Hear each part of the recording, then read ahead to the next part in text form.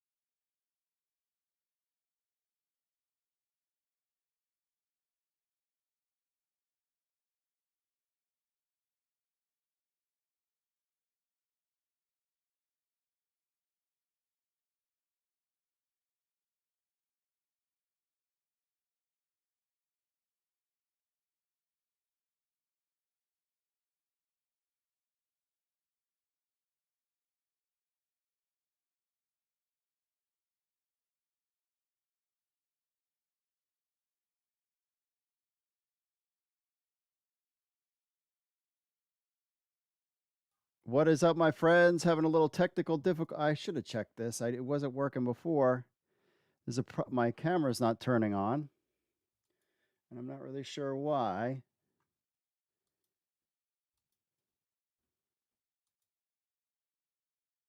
So yeah, you can't see me. All right, my friends, what is up? Welcome to another edition of the XFL Week in Review. Apparently you can't see me. I'll try to work on that as we get going with the program. I'm your alt football media guru, and on this week's show, XFL unveils the team uniforms for the 2023 season, latest on the Viper Stadium and NFL Alumni Academy with our very own Mike Mitchell, and so much more. So you want to be part of the show? It's very simple, and it's a live show, but you just can't see me. And yes, I know that's the old logos. If you want to see me, email podcast at XFL News Hub with your thoughts, or record an MP3 or video on your phone. We'll play it on next week's show. You can leave a voicemail, 888-430-7692, extension 3. Yes, we are back live, and now the camera just stopped working. That is a first, and I'm not really sure why that is. I'm going to have to figure that out while I'm trying to do the show at the same time. Also, let's see, if you want to leave a review on Apple Podcast, Stitcher, Audible, Player, FM, Spotify, the whole deal. We are on that, as well as you can watch us live. Well, I'm live talking, but you can't see me, live at 8 p.m. Eastern every Monday on the YouTube, Facebook, Twitter, and Twitch. Now, people on the podcast could care less. So there you have it there. All right. As for timeline, early January 2023, the XFL supplemental draft. We're hearing maybe even January 2nd or 3rd for the supplemental draft. January 9th, XFL training camp begins. And then February 18th, 2023, the XFL season begins. 67 days away from kickoff to the XFL season. And then we go back here, and I'm not there. Well, the camera's not lighting up at all.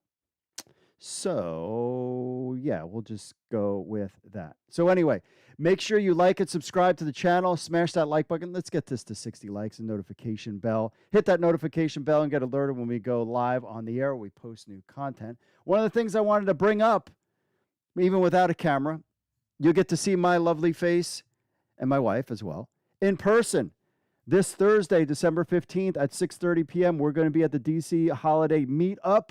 So I hope to see you there. If you're in the DC area, it's at Walters. If you want a link to the invite, you got to RSVP first so they know how many people are showing up. So let's ball out and show out there at Walters. There's going to be prizes and all sorts of fun things. I will be there. So I'm looking forward to meeting all the DC Defenders, America's team fans. Finally get to come out to an event where I haven't been able to come out because it's always been family things. We actually had we were going to have friends over that night as soon as this dropped. And this was happening. We had to move things out of the way. Told my wife, I'm not missing another DC Defenders event again. I've got to go to these, so we need to change things up. And she was totally cool with that. So, because my wife is awesome. So that's what's going on there. We have a huge show. So let's see. Yeah, so that's it. Make sure you subscribe and like this channel. Also, we've got your reactions. What is the best and worst XFL uniforms? We will have that for you as well later on in the program. So without further ado, folks, let's just get into the week. So we're going to hit a bunch of news stuff. Then we're going to hit our interview with Mike Mitchell. And then we'll be back to wrap up the show. So without further ado, folks, let's just get into the week that was the XFL. Today, the XFL unveils its team uniforms for the 2023 season, and no shocker, the XFL and Under Armour, of course, announced their partnership. So the XFL today announced it has selected Under Armour, shocker, as the league's official uniform partner. Beginning in the 2023 XFL season, Under Armour will be the exclusive provider of all on-field uniforms, including jerseys, base layer, sideline, and training apparel for all XFL teams. They made this announcement today on ESPN. In partnership with Under Armour, the XFL today revealed its new uniforms, including unique home and away sets, each designed with an authentic execution of the individual team identities. The design process was a collaboration between XFL ownership, marketing, and Under Armour teams. Each jersey features a blood, sweat, respect mantra, a personal message from ownership to players, which is sublimated on the interior collars of all team uniforms. Additional design details include embroidered team word marks and branding at the base of the neckline, UA's Under Armour grid nameplates with the twill lettering, and all uniforms will be branded with XFL, Under Armour, and Project Rock Brahma Bull patches. Interesting there. Quote, over the past decade, we've fostered a prolific partnership with Under Armour for Project Rock. They have proven to be the best-in-class partner and true innovators in the high-performance sports space, said Danny Garcia, chairwoman and owner. Integrating them into the XFL as official uniform partner is a natural extension of this long-standing relationship. We have been closely collaborating with their exceptional talent to ensure these uniforms reflect the dynamic energy of each team and are engineered to deliver state-of-the-art athlete solutions to drive player performance while also prioritizing health and safety. We hope our fans are as excited about these uniforms as we are. We can't wait to see our players hit the gridiron in them this February, close quote. XFL jerseys are Under Armour's proprietary Grid 2 jersey with lock-in fit and feel, leveraging a hybrid of textiles placed where they need for durability, fit, and ventilation. Armour Grid Vent, which makes up the front and back body panels on the jerseys, provide a, quote, no-grab, ventilated woven ripstop while eliminating unnecessary areas of stretchy material. The shoulder yokes, collar, and cuffs are made from Under Armour's Twilock Fabric, a durable wicket and antimicrobial tricot blend, while the side and lower body panels feature the high stretch and ventilated smokestack mesh. Quote, we've built an incredible strong relationship with Under Armour over the years as our trusted partner for Project Rock, said XFL owner Dwayne Johnson. We have become industry leaders in game-changing innovative products specifically designed and tested for premium performance, which made them the perfect partners for our XFL brand. For almost 2 years now, we've been working closely with Under Armour to ensure these new uniforms not only represent the pride and history of each city, but also designed to withstand the physicality of this sport and each player leaving it all on the field come game day. Now it's time for our players to gear up and ball out XFL style for the 2023 season. Also, Russ Brandon says uniforms are a unique and important part of the league. Our team brands and our players representing the cities we'll play for. We think these home and away designs are ones that our fans will be proud to wear. In partnering with Under Armour, we found a brand that not only shares our love for the game of football, but also our commitment to innovation with the goal of bringing athletes and the game to the next level. Sean Eggert, SVP Global Sports Marketing for Under Armour, said, as a company that was born on the gridiron, we are excited to support the XFL, its athletes, and fans on this new venture. Our partnership with the league is an evolution of Under Armour's commitment to support athletes on their journey to compete in sports with innovative performance solutions they need to train, compete, and recover both on and off the field. Dwayne Johnson is an exceptional UA athlete and partner, and we're proud to work with he and Danny have put into make their vision of next level XFL a reality. Of course, the XFL will kick off on February 18th, 2023, in partnership with its exclusive broadcast partner, the Walt Disney Company and ESPN. And of course, you know where to get tickets and all that stuff. So here are some of the jerseys. You've got the Arlington Renegades, DC Defenders, Houston Roughnecks, Orlando Guardians, San Antonio Brahmas, Seattle Sea Dragons, St. Louis Battlehawks, and finally, the Vegas Vipers. So let us know what you think in the comments. Which one is the best? Which one is the worst? Also, if you think that these uniforms are better or worse than the XFL 2.0 era in 2020, the year 2020. Let us know what you think in the comments. But finally, my friends, we have XFL uniforms, and now we're just a month away from training camp.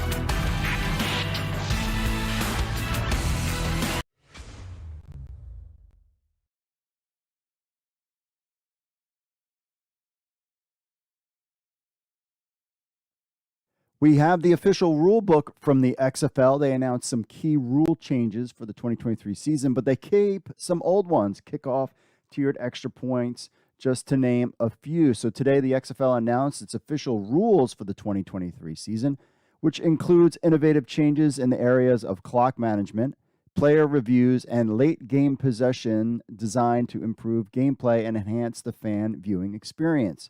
Quote, and our innovative rules are the cornerstone of our league and a clear example of our commitment to advance the game, said XFL President Russ Brandon. These changes will increase possession and scoring options while remaining true to the spirit of the game.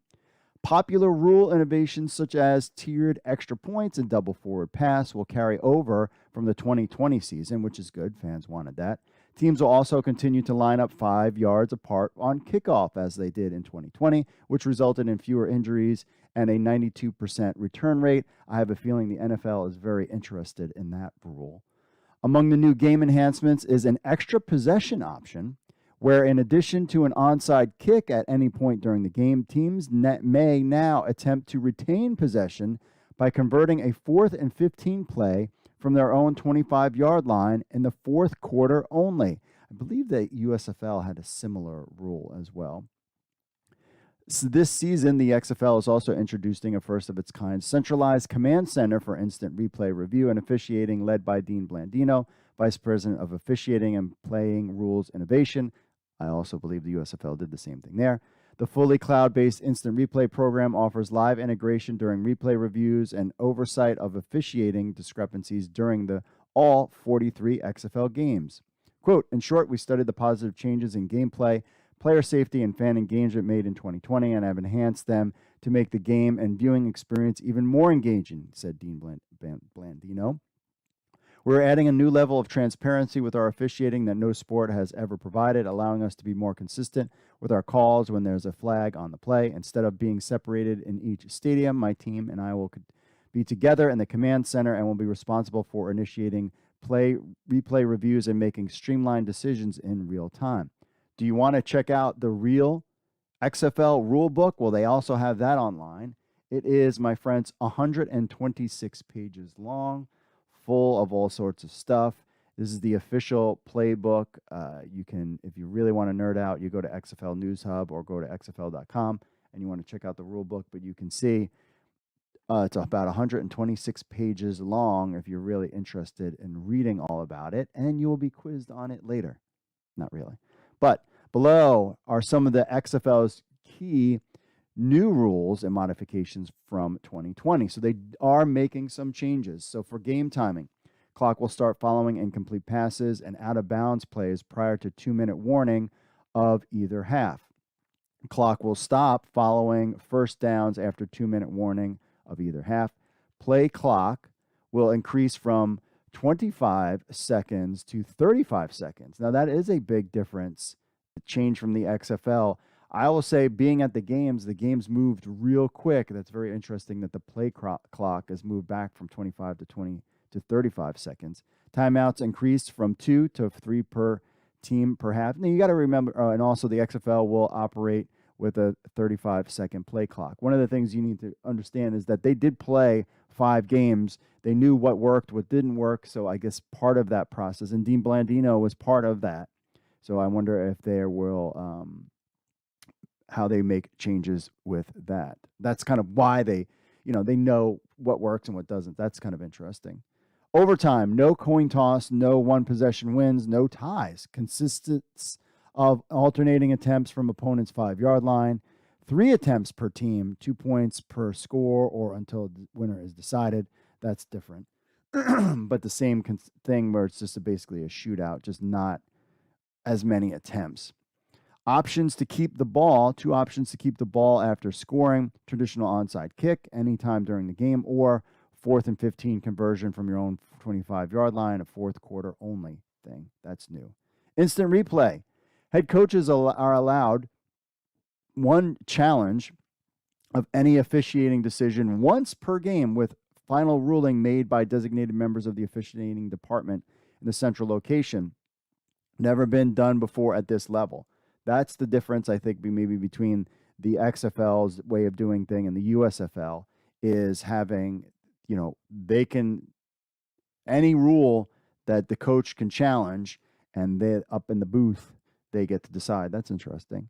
Centralized replay, we talked about that. Replay may correct obvious errors on non-reviewable plays, player safety at any point during the game, and any issue that significantly impacts the outcome of the game in the last 5 minutes of regulation plus overtime. So this is good. My thing is just get the calls right. That's all I care about. Just get it right.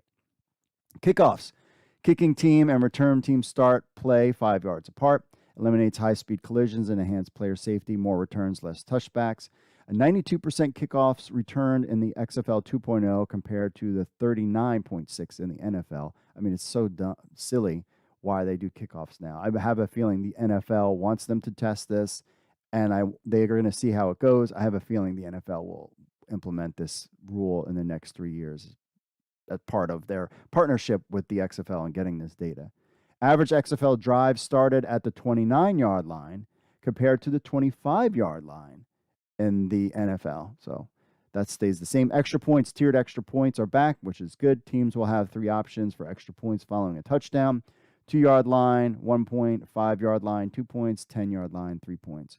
Replaces the traditional kick, providing teams a chance to score more points and build excitement within the game. And finally, the double forward pass. If a team completes a forward pass behind the line of scrimmage, that team may throw a second forward pass as long as the ball has not crossed the line of scrimmage.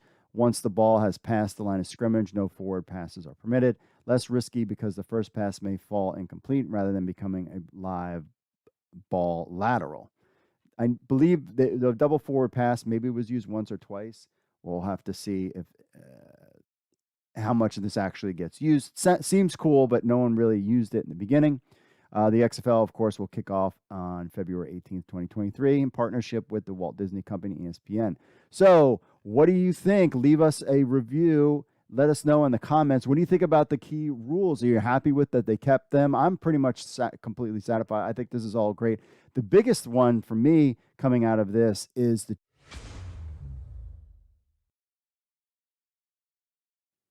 XFL is working to resolve some ongoing issues with the NFL Alumni Academy. This rumor has been kind of out there, but our own XFL insider, Mike Mitchell, has the full details on it. So XFL 2023 has a lot of work to be done before the season kicks off in just over 2 months in February.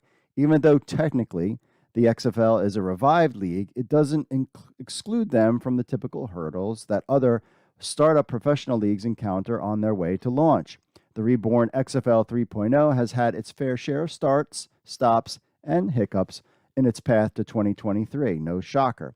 In recent times, the XFL has added over 400 players to their team rosters and most recently unveiled their uniforms and league rules. However, the revived league faces several pressing issues as training camp rapidly approaches next month in Arlington.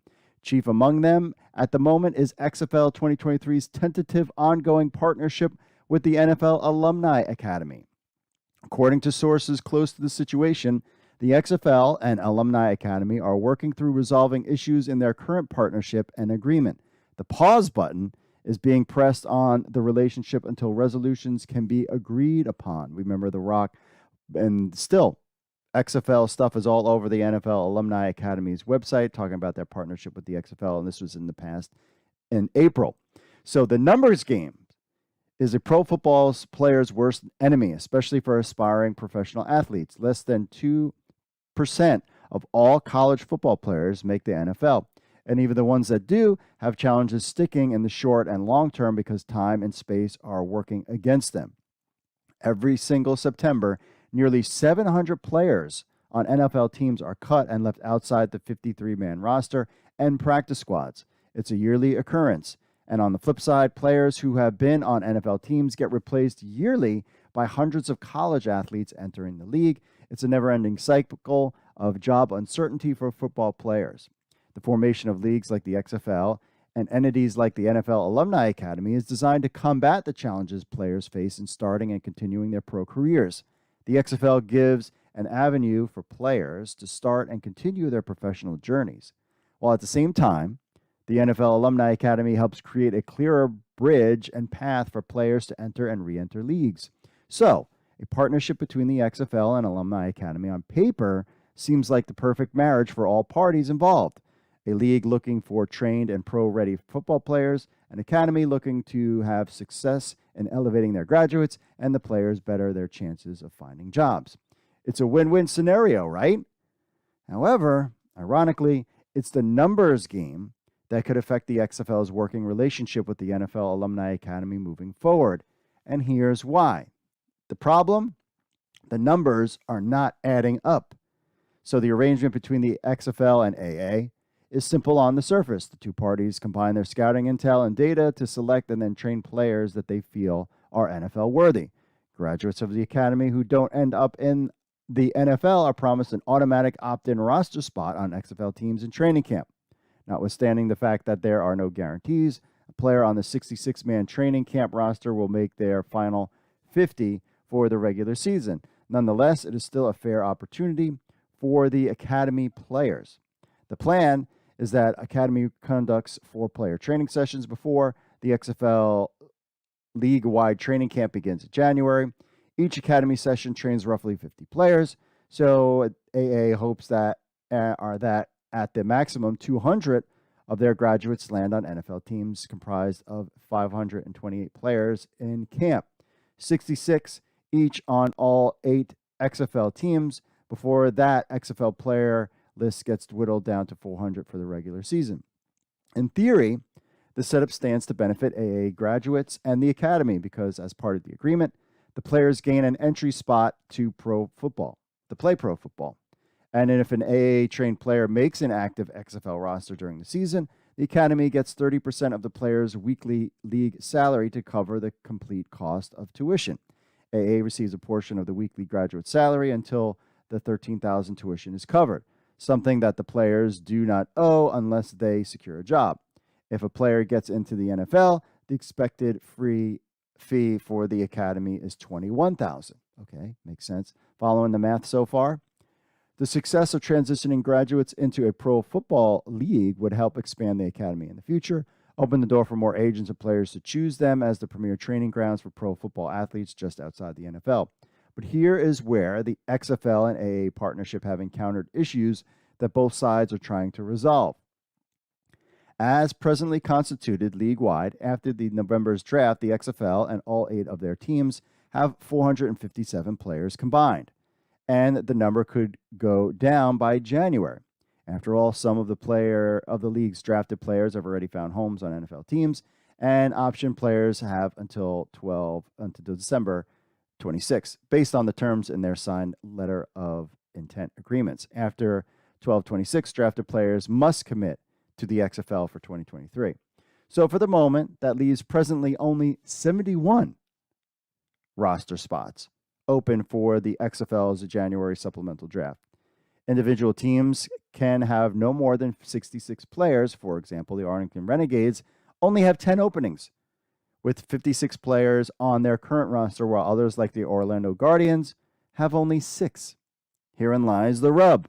The XFL drafted 54 AA graduates in November, a good number, but far from expectations of the academy, and with only 71 roster spots available for the supplemental draft as it stands right now.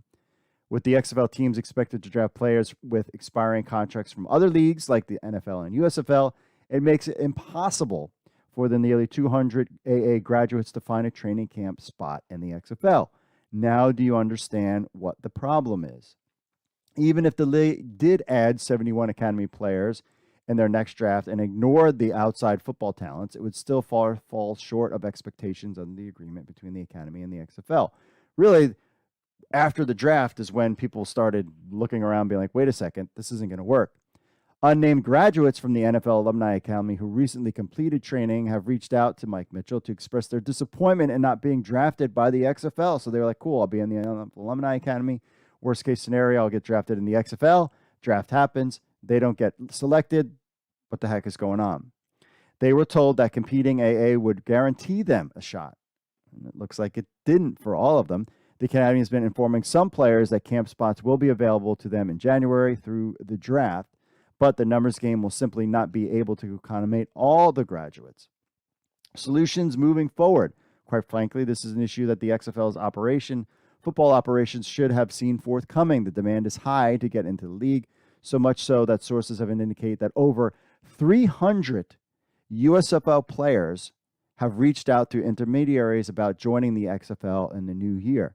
That is a lot of players interested in joining the XFL. One of the reasons, yes, the pay is a little bit more, but the other one is the timing, which agents have said what they like about the XFL more than the USFL and CFL is the timing that the season's over, that these guys can get into an NFL camp. But even though the USFL has also been able to get players in camp, but this would get them way earlier in the process.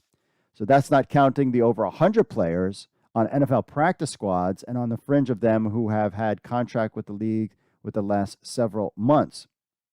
So on top of that, the XFL worked out over 1,500 players in 8 different player showcases across the country with all that extensive player scouting for an 8-team league that will field 400 players in the regular season. You see the problem. The numbers just don't add up. There's just simply not enough room for all those players in an 8-team league. Even the hopeful players currently on other leagues won't find job openings. That's where the main issue between the academy and the XFL lies.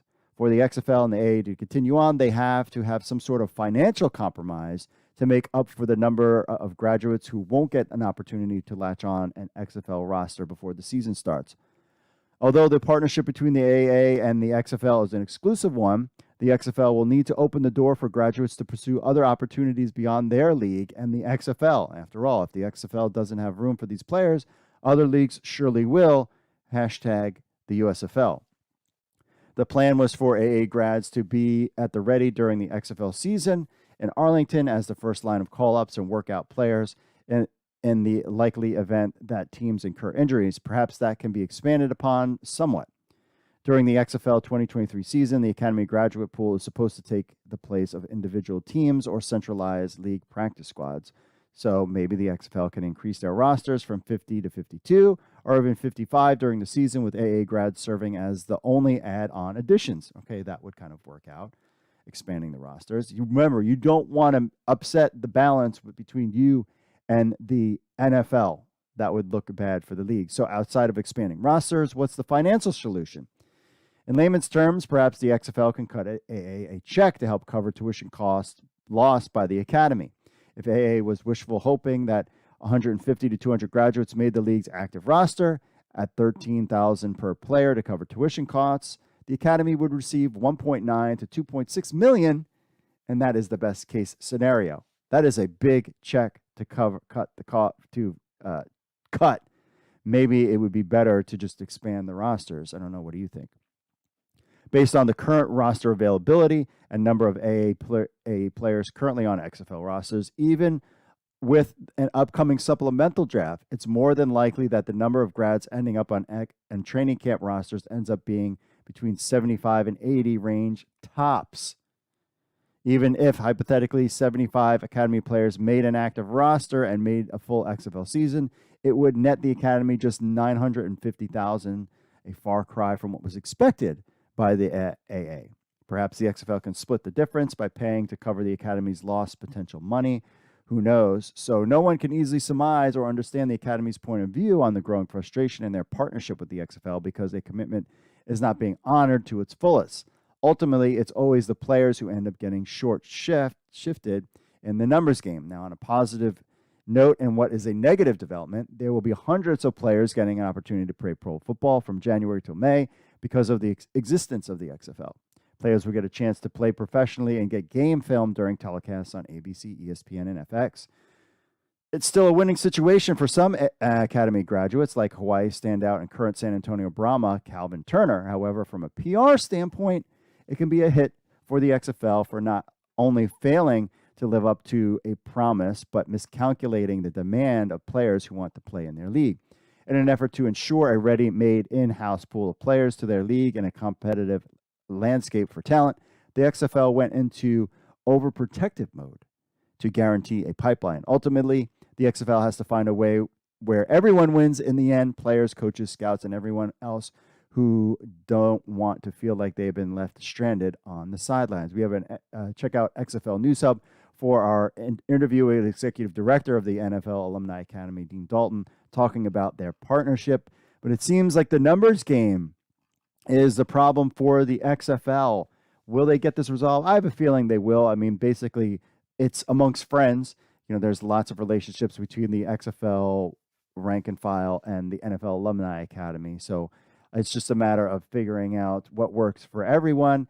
My guess of what I would do is, instead of cutting them a check for $2 million, is expand the XFL roster to a little bit more. The other thing is that the NFL Alumni Academy could bring in the USFL.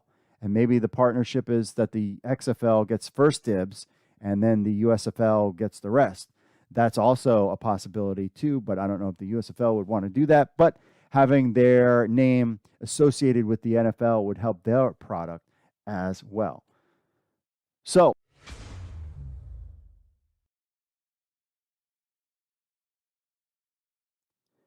who doesn't like a ranking list? Our own XFL insider extraordinaire, Mike Mitchell, has the ranking of the XFL uniforms from worst to first. Let us know what you think in the comments. Make sure you subscribe to the channel and leave your comments and rank your worst to first in the comments. Love to read them. So the XFL revealed this past Wednesday the uniforms of all 8 of their teams on ESPN SportsCenter. The league's official outfitter, of course, was announced. No shocker, Under Armour designed the XFL's new looks. The league will kick off its 2023 season February 18th, Saturday, February 18th, on ABC, ESPN, and FX. So The Rock had talked about everybody's excited about the partnership. So ranking the league/team uniforms. Ranking any league or team uniforms is a subjective process. There's no right or wrong, and it just comes down to personal taste and preference. So this is Mike Mitchell's taste. Now, any new or startup leagues have a challenge trying to avoid mimicking established team sports team brands, especially as it pertains to football. After all, there are nearly 800 college football universities. Combine that with high school and pro teams worldwide, there have been thousands of different football teams with similar names and color combinations that have been in existence. Because of that, new leagues walk a fine line of trying to look like the rest of the crowd and fit in while also trying to be different and present something bold and unique. You can miss the mark by leaning too heavily into either approach. Pleasing loyal returning fans and avoiding ridicule from casual observers is almost impossible in this space. The XFL 2023 versus the 2020 brand. So the XFL unveiling of their team uniforms is unique because the revived league already had established brands and trademarks. XFL 2023 is bringing back, with some tweaks here and there, 7 of the team names from the 2020 iteration. I bet some entirely different location: Guardians in Orlando, Vipers in Vegas.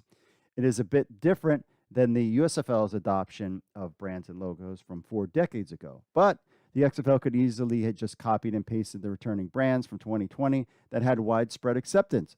So making any changes is a brave choice because you risk upsetting fans in St. Louis and DC, for example. In fact, within hours of the XFL's uniform unveiling, one Battlehawk fan, broadcaster Clint Hargrave, already started an online petition to bring back the glorious sword wings combo helmet from 2020. Yes, start a change.org petition to bring back the original St. Louis Battlehawks stuff. See how that goes. There are predictable instances like this already from diehard XFL fans for 2 years ago. Some Defenders fans want the shield back. Dragon fans miss the original Dragon logo. Renegades fans miss the Renegade on their helmets. Roughneck fans who love the PJ Walker adorned uniforms are going through an adjustment period right now. Houston has taken a few different turns in their new look, as has the entire look. So with all that out of the way, here's Mike Mitchell's personal rankings of the XFL 2023 team uniforms from worst to first, complete with 2020 goggles. Ranking the XFL uniforms, at number 8, he's got the Orlando Guardians. Matches. Perfect. Got a touch of gray in it. I like the print, man. Like this touch on the side. Whoa! Nice. Got green on the shoulder. I like the detail in the side there. You got the piping there. I'm definitely gonna look good in that. The gray, we talked about the gray and the white. Still got that logo there. Nice. The color scheme's amazing. Yeah, that's nice. Some teams can try to compete, but when it comes down to it, I feel like we got the most unique. We're gonna stand guard, we're gonna light that scoreboard up, and we're gonna bring that championship home. That's exactly what we're gonna do in this uniform.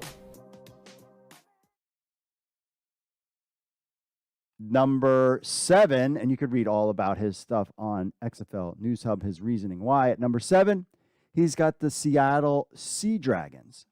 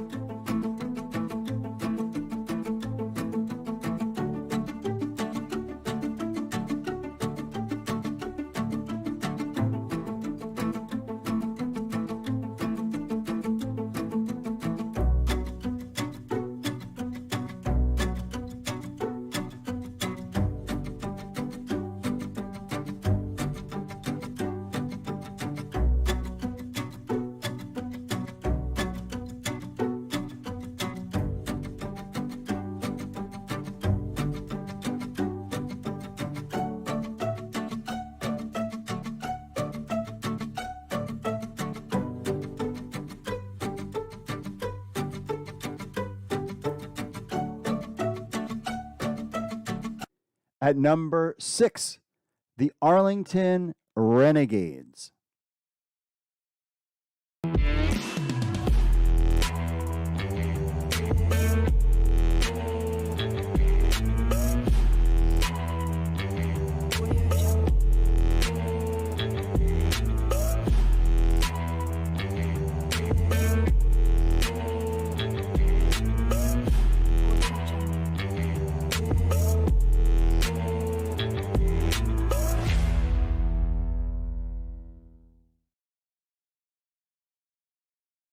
At number 5, the St. Louis Battlehawks.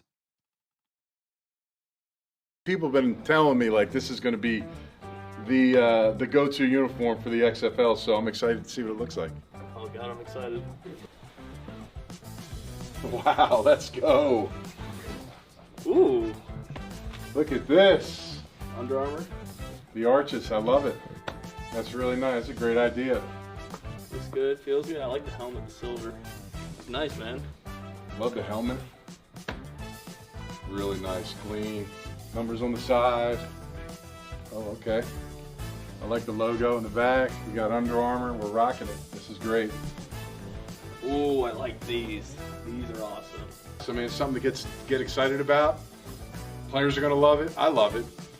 And by far, it's got to be one of the better jerseys in the league. Like a baller, man. Looks good. The uniforms combined with the fan base is going to be incredible. Battlehawk fans, here you go, man. This is it. Embrace it. Buy these jerseys, and let's see them on game day. This is going to be great. And now at number 4, America's team, your DC Defenders. Ooh, those are sweet. Makes me want to play again. And the helmet, man, just sets it all out. They did a really good job. These are way better than I could have expected. You can feel fresh, you know, look good, play good, so these are awesome.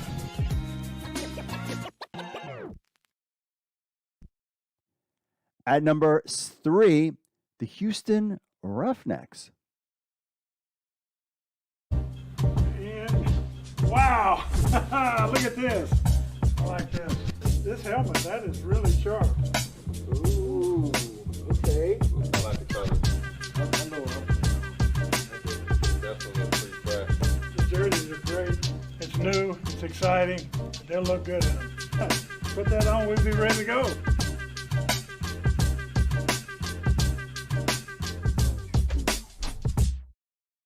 At number 2, the Vegas Vipers.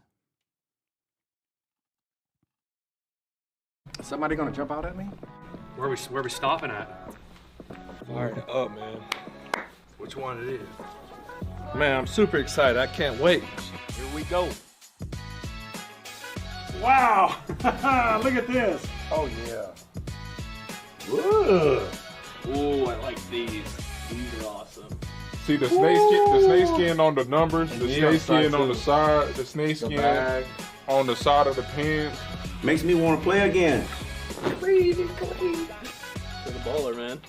I know what I'm playing on. The color scheme is perfect. The color scheme is amazing. I like the primary Arlington blue. Okay. I like the green face mask.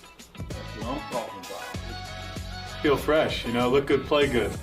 The uniforms combined with the fan base is going to be incredible. Well, by far the best uniform. By far, it's got to be one of the better jerseys in the league.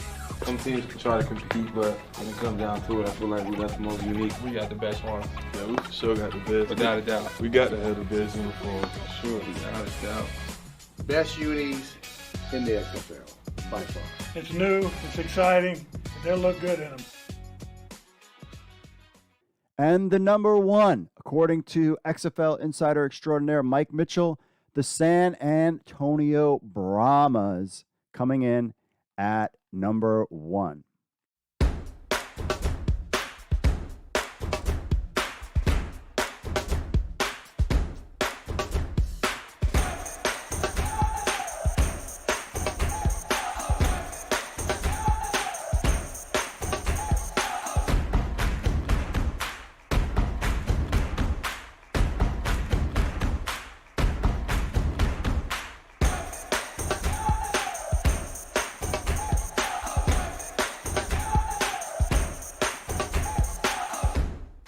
So final analysis, not bad at all, far from perfect with some inconsistencies throughout, but overall, for the most part, XFL 2023 got it right. They sailed into the sea of a uniqueness of their team names and brands without going overboard. Surprisingly, the uniforms weren't panned by mainstream or casual fans, at least not to the degree these leagues usually get when they make this presentation.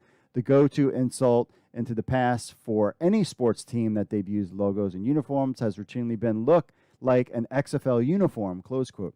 In the case of the Brahmas and Vipers, you hope future team reveals are compared to their high-end quality. In some cases, the XFL's top-tiered uniforms are as good as it gets. It helps to have a respected outfitter like Under Armour doing the design rather than some off-the-beaten-path company. It certainly didn't hurt that the UA is a significant time partner with XFL co-owner Dwayne "The Rock" Johnson. Chairwoman Danny Garcia and Johnson's fingerprints are all over the team designs. The blood, sweat, and respect mantra shared by the ownership duo is embedded in every team's jersey collar. Rebranding the brands, he has ranked in the lower tier based on Mike's personal preference. There's definitely room to improvement. At the bare minimum, the XFL through UA needs to look into adding alternative helmet and jersey looks for each team. The NFL is doing it, so should they. The sooner they do it, the better. The XFL 2023 should always be open to improving as their journey toward the field of play. One suggestion from me is always just bring out a 2020 retro day. In one game, they play in the retro uniforms, but you'd have to get the helmets made and all this other stuff. It could be quite expensive, but you get the idea that maybe that would appease some fans if you bring back some of the logos for, a one-time only home game. But since there's only really 4 home games, that could be difficult. So again, Mike Mitchell's ranking from worst to first. You got the Orlando Guardians, Seattle Sea Dragons, Arlington Renegades, St. Louis Battlehawks, DC Defenders at number 4. Number 3, Houston Roughnecks. Number 2, Vegas Vipers. And your number 1, the new team on the block, the San Antonio Brahmas. Let us know what you think in the comments. Make sure you like and subscribe to our channel. And give us your top 8 from worst to first when it comes to the XFL 2023 logos. Well, actually, XFL 2023 uniforms.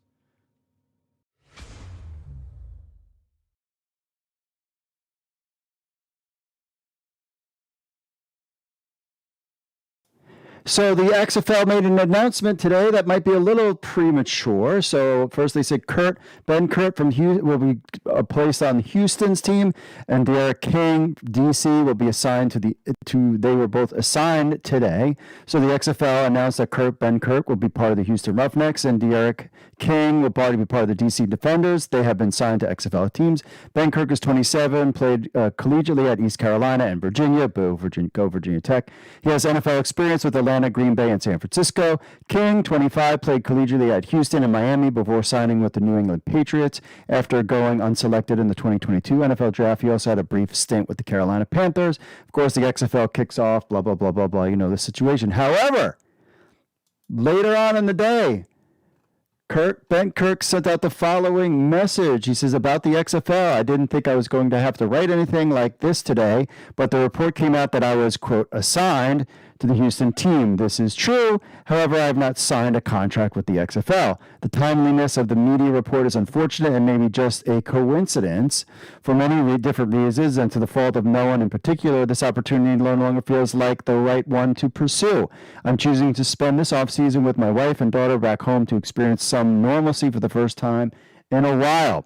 This year in football has been a wild one for our family, as thankful as I are for the opportunities that I've put in front of me. I'm going to take the time throughout the early part of the year to regroup, unpack the suitcases, and just be for a little bit. I'm wishing for nothing but the best for the league. I do think it's good for the sport. This just isn't right for our family, close quote. So it looks like Kurt is not going to be playing in the XFL for Houston, which this leaves a slot open. Derek King, though, Mike Mitchell has been reporting for a while that he was going to be part of the DC Defenders. Now he, in fact, is. So he will add with Eric Dungy on America's team, DC Defenders. But Ben Kurt is out for the time being. We'll see. Maybe he changes his mind, maybe not, but we'll just have to wait and find out.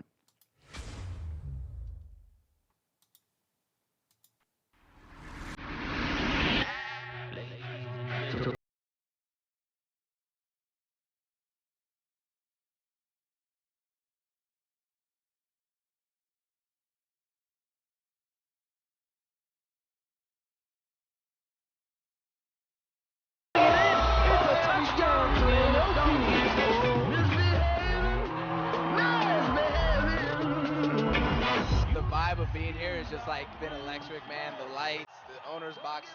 Sins on the St. God knows. Some Hail Marys on them sweet back doors. How to get your heart beating. Ladies and gentlemen, the moment you've all been waiting for. Fan Control Football Season Version 3.0, May 2023. Power to the fans. All right, you saw that. Fan Control Football is returning for the 3.0 season in May of 2023. FCF becomes the first ever professional spring football league to successfully return for a third season, which is all true. Super Bowl champion Richard Sherman, LA Chargers Austin Eckler among celebrities returning as league franchise owner.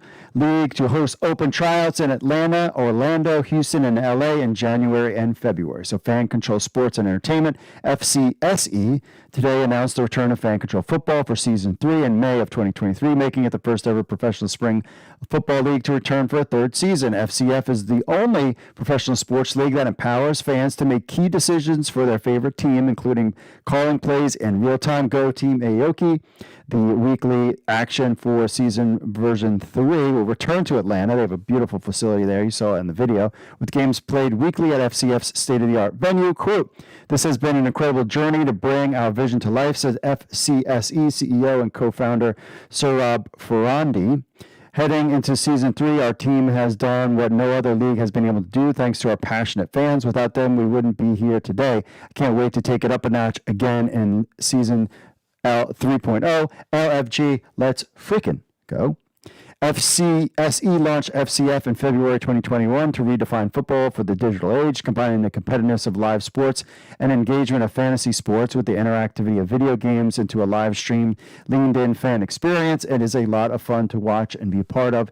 Currently, FCF features 8 teams owned and led by some of the biggest names in sports, entertainment, and Web3, including Richard Sherman, Austin Eckler, Rachel Lindsay, Quavo, Renee Montgomery, Marshawn Lynch, Bored Ape Yacht Club, Drewski, and Steve Aoki, to name a few. Quote, "The fans have spoken," said Sherman, co-owner of the FCF Glacier Boys. "Excited to get after it in Season 3 alongside our friends. We've made some good runs in the past, but we're definitely looking forward to winning the championship this time around." Now, players interested in playing for FCF can apply at www.fcf.io. Tryouts will take place in Atlanta on January 8th, 2023, with Orlando, Houston, and Los Angeles hosting tryouts in February 2023. So if you don't get that call from the XFL, there are some Fan Control Football players that were drafted into the XFL and played in the USFL. So maybe this is a chance to get out there, players, if you want to get seen. So FCF's unique concept and level of fan engagement attracted me from the beginning, said Eckler, co-owner of the SB Stars. Fans these days are looking to get more involved in the action, and FCF brings them right into the middle of it. The league brings the excitement of live sports competition merged with the interactivity of video games, close quote. Last season, FCF games were broadcast and streamed live on Twitch, NBCLX, which is where I watched them, Peacock. I never really found them on Peacock, and Dan's. I think I said it wrong last time. The league's long list of sponsors previous seasons include Wendy's, Progressive Insurance, Gatorade, and Tyson Food.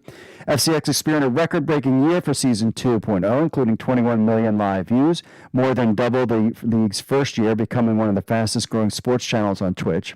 The FCF mobile app became one of the most downloaded sports apps in the Apple App Store, and FCF social platforms received a record 114 million video views. Overall, more than 200,000 fans registered to call plays and make key decisions on their favorite FCF team last year. In addition to creating FCF, FCSE recently announced the launch of a new groundbreaking basketball league, Fan Control Hoops, FCH. Set to debut later in 2023 with 4 teams, the newly announced league will bring the same interactive format FCF for sports and broadcaster. Former executive director of National Basketball Players Association, Michelle Roberts, and former NBA All-Star Baron Davis are both serving as strategic advisors for FCH. So stay tuned for that. So Fan Control Football is back for the 2023 season in May. Player tryouts start in January. So my friends, once the football season is over, it doesn't mean that you're not going to be able to watch any football games, because there is going to be a lot more football between the XFL, USFL, Fan Control Football, and then you have the CFL. So it will be a big, exciting time in 2023 with a lot of football being played.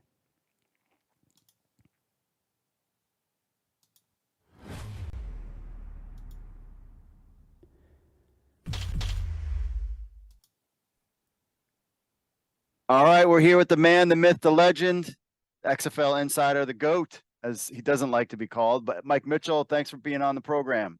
Thanks for having me on, Mark. It's a pleasure. All right, so you had this big article coming out over the weekend talking about the NFL Alumni Academy. I mean, why don't you kind of give your take on, I mean, it was an extensive article. We did a video about it, and the fans didn't really know what's going on. What was the rumbles going online? And then how were you able to kind of clarify everything? That there was problems between the two. Right. There's still ongoing talks right now. Both sides, the XFL and the Alumni Academy, are trying to come up with resolutions here. Basically, what it comes down to is that the numbers game isn't checking out for both sides. AA was hoping that more graduates would have opportunities to get into the XFL. And as it stands right now, it appears that they're going to fall short of the number that was expected. Now, AA was hoping that they would have anywhere from 150 to 200 of their graduates in training camp on XFL rosters, which would be 528 players. And the way it stands right now, they're not going to have anywhere close to that number. And so you can argue whether or not, the XFL, quite frankly, I've foreseen this coming. Because when you looked at the draft pool, you look at the available players, the high demand to get into the league, you knew that it was going to be difficult for them to accommodate. So when I saw personally 4 separate sessions, 50 players per session, I know all the players too and agents that are wisely, they saw that as a shortcut to get into the XFL. So you see guys like Paxton Lynch and others in NFL Alumni Academy right now thinking, hey, I'm guaranteed an automatic training camp spot, even if for whatever reasons some of the XFL teams don't value me. If I go to the academy and I complete it, then I can go ahead and just have an easier road into the XFL. So there's so many players that want to get into this league. It's disappointing for a lot of the graduates that don't end up in the league. So the XFL has to come up with a resolution where they can, and that's what they're working on, where they can free it up for these graduates to either, which they planned on doing anyway. They wanted these graduates to be at the ready during the XFL season, replacing a Team 9 or practice squad. So you have a bunch of players ready to go if teams need to work out guys, because this is pro football. You got injuries every week. So there's definitely going to be players that, unfortunately, it is what it is, get injured, and then you're going to need guys to come in, whether it be the running back position, tight end, etc. So the XFL was hoping to have a pool of those graduates ready to go in Arlington. And, now you're going to have some graduates that are, there's just not going to be enough room for all of them to be guaranteed to get into the league, to gain entry. So what they can do is, and what they're working on now, is freeing it up for these players to join other leagues, like the USFL, CFL, whatever opportunities may come up. So there's a little bit of added freedom there.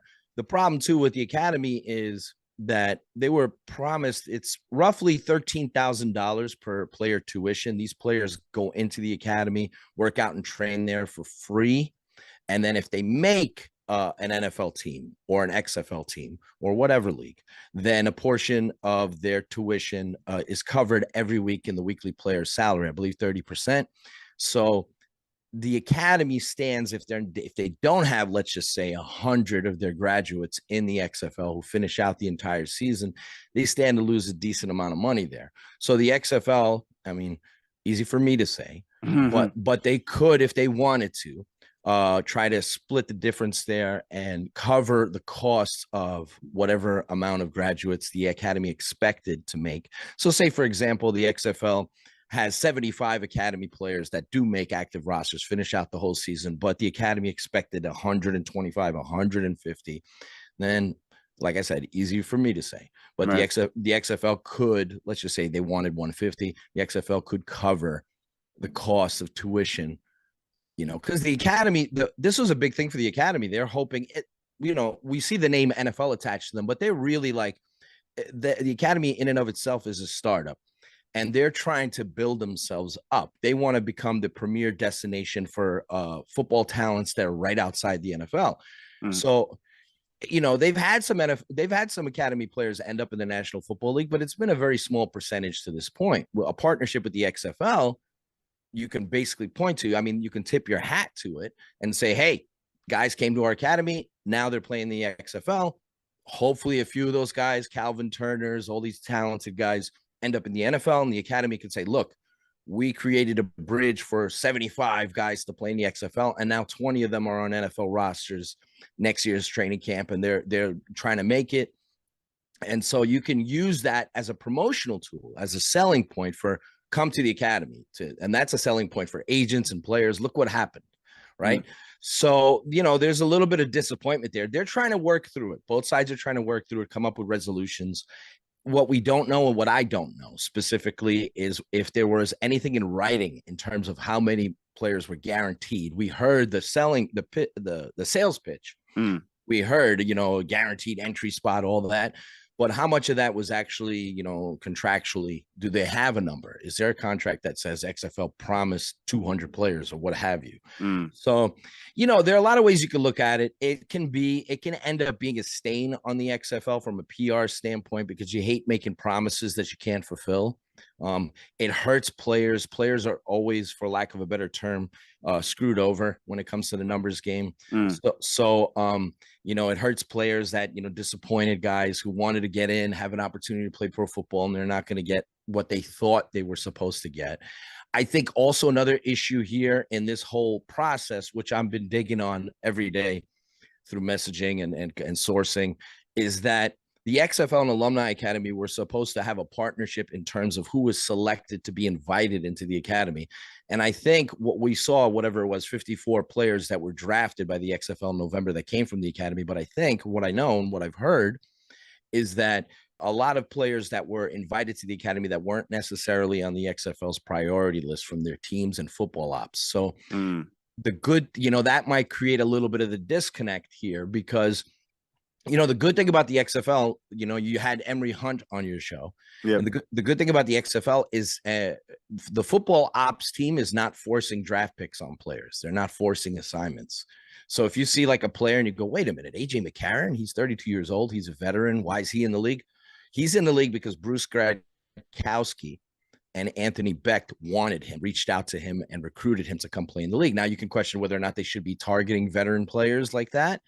But that's their personal choice. So the XFL is not going to step in and say, you guys can't pick him. So that's a cool thing, allowing the teams to make their own personnel decisions, their own wants and likes and all that. So, with the academy here, from what I mentioned, why I'm bringing that all in is because what you see is that perhaps the academy invited some players that weren't on the XFL's list. And so you can't force teams like the Battlehawks. The XFL did not make it mandatory. Take 60 of these academy guys or else. They're letting these teams make those decisions. If they love the academy guys, they'll draft them like they did. And they may very well add more. They're going to add more during the supplemental draft. So, but as it stands right now, the XFL has only 71. That could change depending on NFL teams signing drafted players. But the XFL has only 71 roster spots open. And so, and you got a large pool. They worked out whatever it was, over 1,500 players, eight different showcases. So 71, they drafted over 400. And so there's a lot of guys who are going to be left on the outside looking in. It's only an 8-team league. So you can't, unfortunately, there's a lot of hopefuls out there, but you can't make everyone happy. And then the supplemental draft itself is very fascinating because there's such a high demand to get in the league. There's even NFL practice squad guys that have been in talks with the XFL for a long time. And so that are interested in perhaps if they don't get a futures contract, because that's what happens at the end of the NFL season. That's why the XFL supplemental draft says that they're for players from leagues with expiring contracts. And so what happens in the NFL is when the NFL season ends, say for the Cleveland Browns, right? Those contracts run out on the practice squad players. And then it's up to the teams whether or not they're going to offer a futures contract. Now, a player can take that and spend the offseason with the NFL and then hope, cross their fingers. Or if they don't get a futures offer, they can decide to go to the XFL to get playing time because they haven't been getting it all year. Or there's some players, like this happened in XFL 2020, that turn down futures deals because they want to play. They want to get game film. They're not getting game film, on their couch, and not playing at all, even though their name, your contract says you're an Atlanta Falcon, but you never play ever. So that's kind of the story there. So it's a fascinating time to figure out all this roster turnover and all the stuff that's going on. Hopefully, ultimately, between the NFL and Alumni Academy, hopefully they can come to a resolution that where everyone wins in the end, because it's beneficial to both sides, for the XFL, for the Alumni Academy. Even if it's just 65 players from the academy that make the XFL, that's still finding professional football jobs for 65 guys who otherwise may not have had that avenue. Do you think they could do something like a NFL Alumni Academy draft on the supplemental draft day? Maybe in your article you mentioned maybe expanding the roster size, because I mean, if I'm going to pay $1 million to make things right with them, I'll just expand my roster to whatever players during training camp, and then those guys will just get cut anyways. I know around it. Yeah, that's a very good point. And it's something I actually, obviously brought up to an extent in my article about this whole situation. If it were me personally, I mean, I'm not doing the budgets with the XFL, right? But if it were me personally, I probably would have had larger training camp rosters. I understand it's only a 10-week regular season. It's a lot different than the NFL. They have 66 players. I probably would have had at least 70.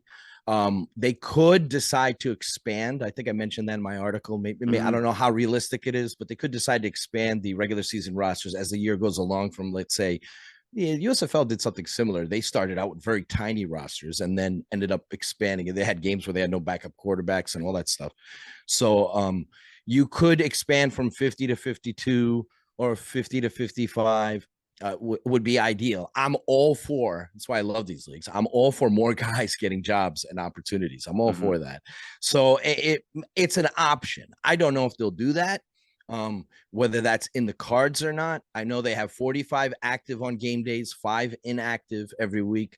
So maybe as the season goes along, you can expand it by a couple players. It doesn't end up being a whole lot, but even if it's just 16 to 20 extra guys getting an opportunity, why not? There are going to be injuries during the XFL season. If this isn't the Madden video game where you could turn off injuries and the 50 players you start with are forever healthy and they play all year. Just not the way football works. So they're going to need replacements. So I would say to the academy grads that if you don't land a job in the XFL initially, if you don't, end up going to Canada, which is an awesome league with the CFL, if you don't end up signing on with a USFL team, I would say there's a good chance that you could cycle into the NFL and make it into their league during the season, because there are going to be injuries. So that's the whole purpose of why they wanted the academy in Arlington to begin with, through the months of February, March, and April, that they'll have players that are trained and ready to go in great shape. And so we'll see how it all turns out. Hopefully they're able to rectify this and move forward.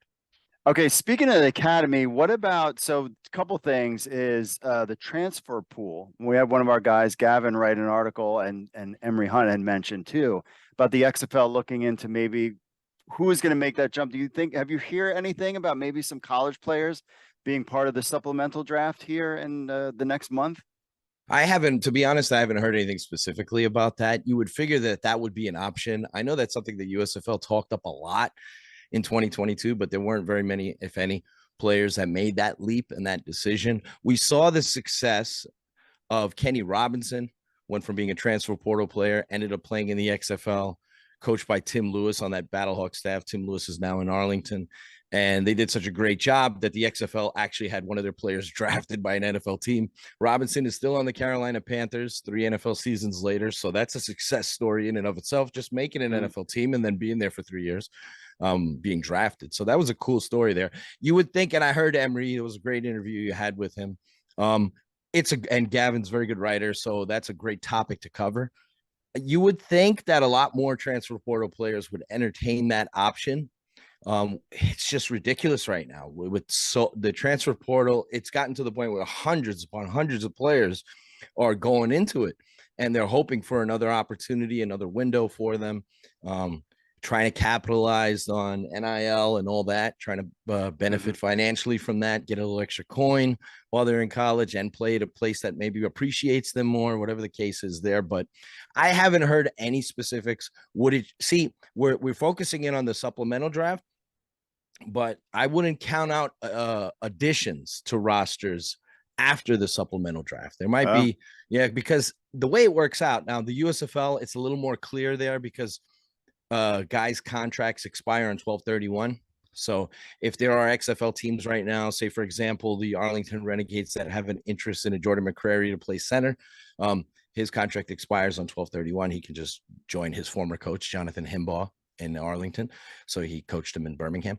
So, but when it comes to like NFL practice squad players, some NFL teams, their season ends and they don't make the playoffs, and therein lies the decisions they have to make in terms of future contracts, all that, to all their practice squad players, because all those contracts expire. But some NFL teams make the playoffs, and so the NFL season doesn't end until the 8th. So, and teams retain their practice squads while they're still playing in the postseason. So we might see a supplemental draft, and then we could very well see additions made after, let's just say, I'll just throw out a team's name.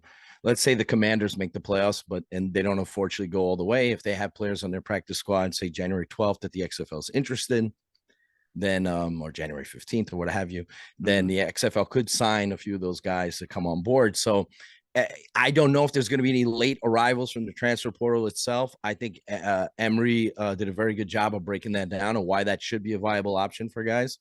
I know you can make money now playing college football, so I get it.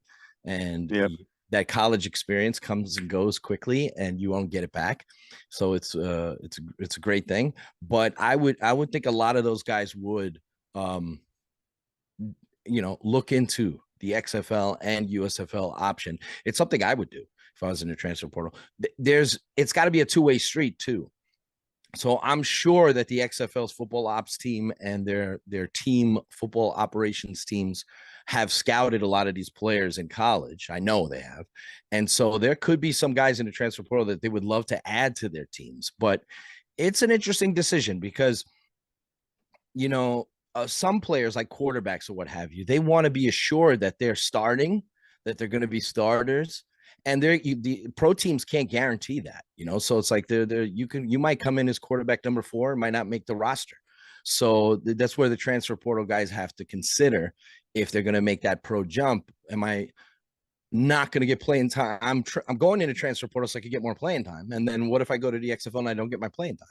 So, but so that's always possible too. But so we'll see how that all goes. But I would think that's more of as the USFL and the XFL prove their viability, I think as we go move forward, years 2, 3, 4, and beyond, more players are going to consider going pro and playing in leagues like the XFL. I just don't know how many of them we get in year 1 in XFL 2023. That makes sense. Now, first, speaking of quarterbacks, we've got 2 new quarterbacks, according to America's team, DC Defenders, De'Ara King, somebody that you had reported about too, and the other quarterback was for Houston, picked up a guy. So what are your take on? Yeah, Kurt Bankert. Both guys have been in discussions with the XFL for a long time now. And so I'm not surprised to see either one. I was told before the XFL draft that there was a 4th quarterback that Houston was looking to add, that they were going to add 3 during the draft and assignment process, but they had a 4th that was on an NFL roster. Turns out that 4th was Kurt Bankert, so he joins the Houston Roughnecks. That's a crowded and talented quarterback room. De'Ara King, no surprise there with the Defenders. As I reported back in September, I listed all the assigned quarterbacks that are on the league now with the teams that I reported they would be. King is a great addition to the league. He's going to be exciting. He's unique. He's only 5'9", 196 pounds. It's one of the reasons why he's not considered a traditional pro-style quarterback. But he was a dynamic player at Houston and then at Miami, University of Miami, the U. And so problem with him was his size and injuries, durability. But an exciting player, extremely productive.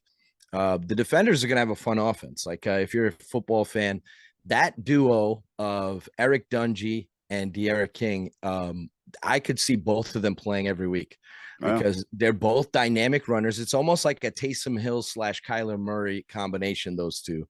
And, King is from Texas, like Murray, actually broke Murray's records in the state of Texas at Manville. So he's a dynamic talent. King is a dynamic talent. So the Defenders, Fred Keiss is their offensive coordinator. Obviously, their head coach is Reggie Barlow. They have a lot of flexibility and versatility with those two guys. King started out as a wide receiver in college. He actually had over 60 receptions in college. Dungy has worked out in the NFL and was with the Giants practicing and playing as a tight end. So I can see the defenders line up an entire series with King and Dungy on the field at the same time. That'd And be cool. I know the XFL still has the rules with the double forward pass, so you could really utilize it with those two guys on the field at the same time. And definitely in the red zone, they're going to have a lethal combination with those two. And then you got the running backs that they drafted as well. Abram Smith, who's still getting NFL workouts. He was the 5th leading rusher in the nation last season at Baylor. That was a heck of a draft pick by the defenders. So I think they're going to have a fun offense. If you like running quarterbacks that can create plays with their legs, King and Dungy, what a tandem. That's going to be a fun group. Those two, there's no way you can't be an offensive coordinator and not want to get both those guys on the field. You have to figure out a way. So the defenders will end up adding another quarterback. And I think that's going to be fascinating too, because you want to see if they add a similar style quarterback, somebody who's mobile, or if they go the more traditional route with a pocket passer. Because it's highly unlikely that they go into training camp with only 2 signal callers at the position. Yeah. So one of the articles that we had Pat Ruffino put out there about BC Lions quarterback Nathan Rourke making the way to NFL camps. And we put it out there and got a lot of reaction, shocker, that, is there a possibility somebody like him could wind up in the XFL? Because the point is that, kind of what Emery Hunt and you've talked about with this, players sitting on the practice squad, not really getting an opportunity to play, and just, now granted they make a ton of money even just being on a practice squad, getting the chance, maybe, hey, and then these NFL teams pull the trigger on a 2-year contract like PJ Walker got, plays in the XFL for a season. People look at him like, okay, he can play in the American style game. He lights it up. We want him. We're going to give him a 2 or 3 year contract with guaranteed money. You think that's a possibility, or is that even out there at all? The XFL interest in him or any other CFL quarterback? Sure. As far as Rourke goes, he has opportunities right now with the NFL. He obviously just worked out for the Colts. He's worked out for several NFL teams, Raiders among them. So, and this was all preface that he does not get an NFL contract. Right. He gets an NFL contract, forget it. I wouldn't do it either. I think he's gonna land on an NFL team. I think he's gonna end up, it's entry level for these guys. So you have to you want to try to pick him and his agent, have to pick a team where they feel like they have a decent path to becoming a regular backup on the team. Whether that be second or third string, you'd prefer second. So they need to look at coaching staffs. That's a decision they need to make there. But obviously, if you get in the NFL, even if it's at the entry level position, you're a 6-figure player, right? And Rourke is interesting because he's a Canadian quarterback for sure, but he's an American quarterback, because he played at Ohio, was a superstar there. But he played in an RPO styled offense. So when he was coming out for the draft, he was seen as a guy who needed to evolve as a passer. And I think he did a very good job in Canada with BC. Working with Michael Riley was a benefit to him. So I think he's looking at the NFL and the CFL. He doesn't have that high of a salary right now. So if you were to come in and try to go after him, if you offered him a decent enough salary, you'd figure maybe you can lure him a little bit, but even if he comes back to the CFL, he's going to get a raise. You can't pay him $65,000 a season. True. It's just, he's a superstar. So that's going to happen for him. As far as we'll see a Rourke of the XFL, I don't see it. I don't see it out there. Yeah, it would be fun. It's a possibility. It's something to ponder.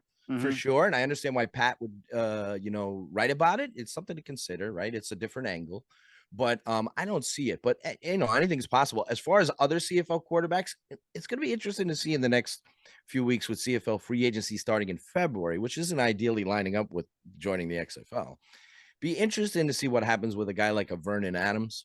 The Lions have a decision to make. They're obviously hopeful that they get Nathan Rourke back. They might add another quarterback in case Rourke signs with, say, the Colts or somebody. And so how highly do they value Vernon Adams? They traded for him. They gave up draft capital for him during the season. He's their insurance policy for Nathan Rourke. So I bring up Adams because I know that June Jones was extremely high on him when he was coming out for the draft.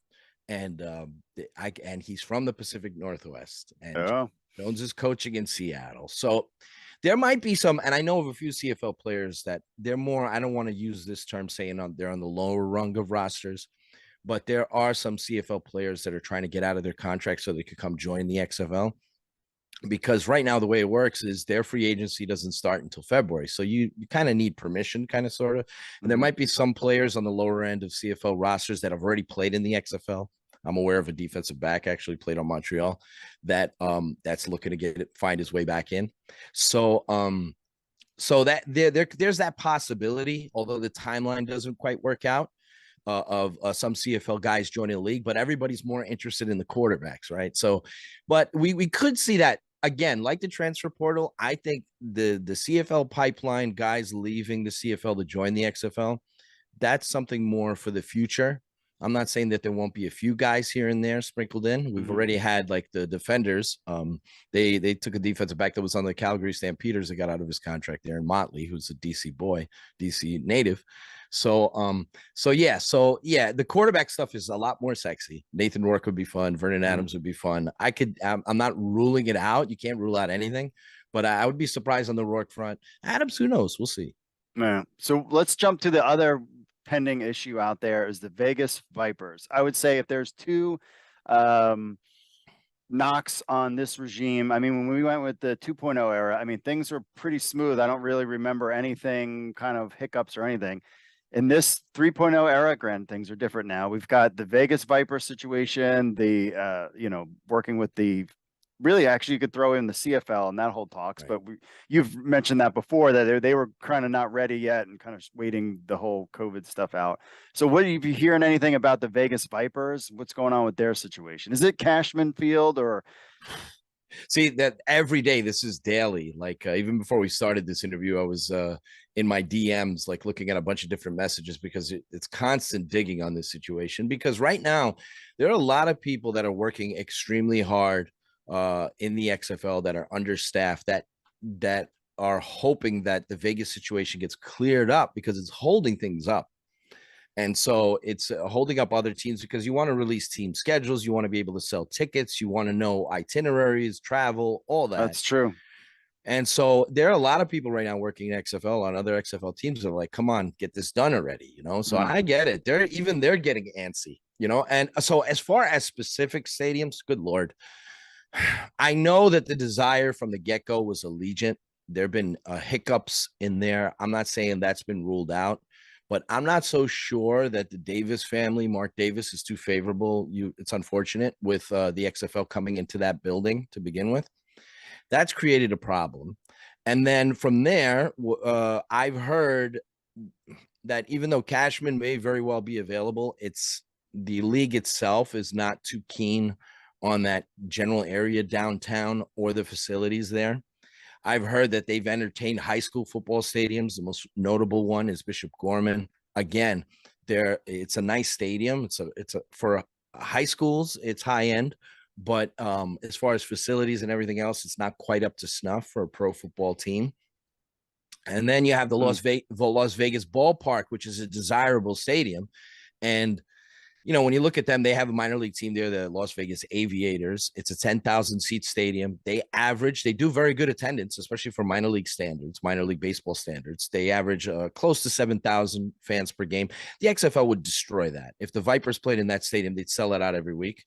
So I don't understand the hang up there, why the ballpark would not be interested in having just, 5 dates, maybe 6 or 7, depending on the playoffs.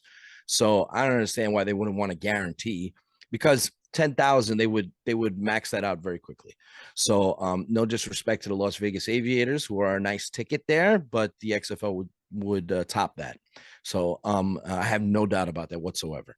So and that's the hang up right now. It's like, which one of these stadiums will they be able to? I know that Allegiant, a lot of people have told me that it's dead, but I do have messaging where people tell me they're still hopeful about that. I don't know if they're going to be able to work that out. Ballpark is a desired spot, but I'm not so sure, for whatever crazy reason, that they're receptive to having the XFL there. Whether that's political or not, maybe they don't want good business. I don't know. So so I'm trying to figure that one out, because that's a little baffling to me. You would think that they want to have their sold out building all the time with ABC and ESPN. No disrespect to the Aviators, but there are no ABC or ESPN or FX games. There's no Dwayne Johnson.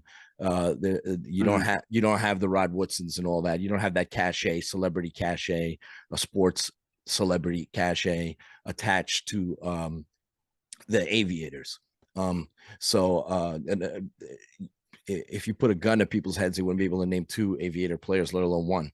Yeah. So maybe they're protective of their minor league baseball team that has 6,000 fans per game, which is nice for minor league standards, but I don't understand why they wouldn't. So I think there's some frustration in the league office. The way I see it, and I think I may have said this on your show previously, Jerry Cardinal chose Las Vegas as one of the desired markets. And from a business standpoint, it makes a lot of sense. And you can understand why Redbird and, their partnership, which has dealings with billions of dollars with a bunch of prominent leagues, NFL, NBA, MLB, everybody. So worldwide with soccer. So you could see why they would have an interest in Vegas from a financial standpoint. But these hiccups are not great. So ultimately, at the end of the day, sooner or later, I mean, we heard Danny Garcia last week saying it's going to be weeks before they release their schedule. Weeks. Which makes you wonder if this is something that's going to be put off until the first week of January. And the nuclear option, the last resort option, is to have the Vipers play in Texas at one of the 3 stadiums the XFL is going to be using, either Arlington or San Antonio. They have to work that out. They have to figure out the schedule there. It's a shame if it were to come to that. The XFL is hopeful that it doesn't come to that, but there's some hurdles right now and some politics involved. Boyd Stadium is just not doable. There's a lot of hurdles with that. And then Cashman, even playing in Cashman, which, you might have to settle for something like that. But, Cashman's difficult too because it's a baseball stadium and it's not quite up to snuff. It's a very old facility. So you wish you had more time to work on it and upgrade it. So you would think ballpark would be great for the XFL. But for whatever reason, I've been getting mixed messaging in terms of their interest in having the league, and their rationale for not having the league not really working for me. I don't really get it. I have to kind of I got to tread carefully here, but I think there's some kind of like hidden agenda there that I'm not quite catching, because from a business standpoint, it doesn't make sense for them to not be keen on it. So they should be. Why wouldn't you want to fill up your stadium? Yeah. Bring eyeballs, like real eyeballs, not minor league eyeballs, and nobody knows who the Aviators are. You want like real eyeballs from ABC, ESPN at your park in your city. That would help you sell tickets too for your games. Help you sell tickets, for your baseball games. Make money. They're boring. Yeah, I don't want to crap on baseball, but you would think you'd want to bring. It also brings publicity for your baseball team. Like, look at this beautiful stadium. We have the Aviators here. Here's where we play. They'll get traffic from that. People will go, really? The Aviators play there? Wow, that's cool. So, and then people will know more about you. But anyway, for some reason, there's some resistance here. So, they can't quite figure out why. And it's constant. Hopefully, when I get off with you today after this interview, maybe I'll get some messaging that points me towards the direction. I keep hearing they're near, they're close, they picked the venue, but we, until we see the proof. So we're sitting here as we record this, it's December 12th. If we're here on January 12th and we haven't heard anything, that's just awful. It is awful. I mean, there's no way I can't dance around that and paint that pleasant light. So we can't hit training camp without knowing where Vegas is going to play.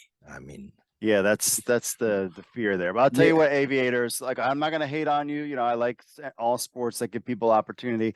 We will promote the heck out of the Aviators baseball season throughout all of our XFL channels. If you just put the team in there, we'll get it done, and that will be it. So we're trying to do our part. We'll buy some merch. Right, exactly. You had an XFL league even in 2020, new league. People don't know the players, don't know the names, in the winter playing in bad weather, that averaged nearly 20,000 fans per game. Now, that doesn't sound like much to NFL fans. I'm a huge NFL fan myself, but for a new league, 20,000. How many minor league teams? Like I said, the Aviators are second in minor league attendance. I believe, I forgot which affiliate is first, but they average a little under 7,000 per game. So with the XFL, you're going to average close to, in that stadium, they don't need to average 20,000. But in the XFL, you're going to, in San Antonio, you're going to have 20 to 30,000 or more. St. Louis, you're going to have 20 to 30,000 or more. Seattle's going to be in that ballpark as well. So I just don't get it from a business standpoint why you wouldn't want to have, it's not even a field issue either, because it's really 5 games. So it's like you're not going to just destroy the field, So right. So anyhow, but yeah, so hopefully this all unravels and gets settled. People in the league keep telling me, get ready, Mike, next week. So I've heard that for a bit. So hopefully, like I said, we finally get whether it's Cashman. Look, wherever they end up playing, team's going to look great. Those are great uniforms. Yes. They've got some very good players. And so it's going to be fun to watch regardless. But in a perfect world, this would have been settled already. Yeah. All right. So final question. Any other things that you've been hearing about, rumblings, potential players? I mean, there's a lot out there behind the scenes I'm hearing. Well, watch out for this supplemental draft. There's going to be some big names dropped there. Are you hearing any of that kind of stuff? Yeah, that the supplemental part, the player additions might be more than multiple. That you might have a supplemental draft that'll include, we're expecting eventually Brian Scott and all that, maybe Jordan Tiamu. So last time I was on your show, I kind of let it out of the bag that Kyle Sloter was going to Arlington and Luis Perez was going to Vegas. And then it turned out to be the case. Yeah. I think we could get some surprising USFL names in there, but from what I've heard, to not be, I know this is crazy, right? Because we just went through a draft, to not be too hung up on just the supplemental draft, that there could be additions after the supplemental draft, because like I mentioned, the whole NFL practice squad thing, futures contracts, etc. There might be some players that become available mid-January. Now, it's a little bit awkward for guys to join a team at that point, but we could see some late assignments, late additions by teams. Hopefully there aren't too many injuries in training camp, but that's always a possibility as well. So I've been hearing that. I don't expect like some bombshell to come out of left field, like, Colin Kaepernick has agreed to join the league or something like that. So I don't expect any of that, but I do think, and I do know, that the XFL has been in contact with guys who are currently on practice squads, and that some of those players, they've also had contact with players like the Carson Strongs and the Akil Glasses. And for whatever reason, it's agents' prerogative, players' prerogative. There are some players, that just, they want to still hold out for that NFL dream, and they're not sure. And they don't even feel like they're not sure, because what we're seeing right now, I believe the XFL has 24 quarterbacks on their rosters. I think with the latest 2 additions of Kurt Bankert and De'Ara King, you've got 24 at the moment. What we're seeing is like some of these rooms are crowded, and some of these quarterbacks are not guaranteed. Like Houston's got 4 quarterbacks now. So does Brandon Silvers make the team? So, I mean, that's a thing. So you might have a couple of guys who are on these lists. San Antonio, I believe, has 4 quarterbacks as well. A couple of their quarterbacks have been getting NFL tryouts. Reed Sinnett, who was just recently on the Dolphins about a month and change. So I think there's still some fluidity. And that's why when I wrote the article in September, when I listed all the assigned quarterbacks that are now in the league, I put in the title of the article tentatively because, we didn't know for sure if like King ended up on an NFL team, and he left obviously, and he's back with the XFL, but you don't know for sure if these players end up in the XFL. So because of the NFL and everything else. So I think you might get past the supplemental draft and go, oh, they're done with their rosters, and they're not. So that's where it's going to be fascinating about January. Like there may still very well be additions in the middle of January while camp is going on. And then so that's something that I know, digging deep into these behind the scenes, that is in play. Because there's going to be some practice squad guys that are on playoff teams in the NFL that don't get eliminated until mid-January, what have you. So it's fascinating times. It should be fun. So one last question I was just thinking of, are we going to see guys that played in the XFL to jump to, let's say maybe they played a full season, or maybe, they were kind of the 4th string quarterback on the Houston team. Do you think you see these guys jump ship and then go and play in the USFL after that? I mean, could we see maybe 20% of the XFL roster, maybe guys that didn't get a lot of playing time and a lot of tape? Because I understood the contracts for the XFL, they were basically like 1-year deals, and you can do whatever you want after it's over. That they're not signing to, at least this was the kind of chatter before, was that they're not signing 2-year contracts or exclusive contracts. They're like, yeah, once you're done with the XFL, you can go do whatever you want. Yeah, I'm still digging into that to try to figure out all the particulars involved there, but I'm pretty sure, it's interesting because the XFL season ends in April, right where late April, right where the USFL season is starting. The USFL's got to do their due diligence. They've got a relationship with Hub Football, so that could produce some players directly into their league. They're, of course, going to be looking at the guys the XFL didn't draft. Whoever guys that couldn't make the league that the XFL didn't have any room for, they'll look for that.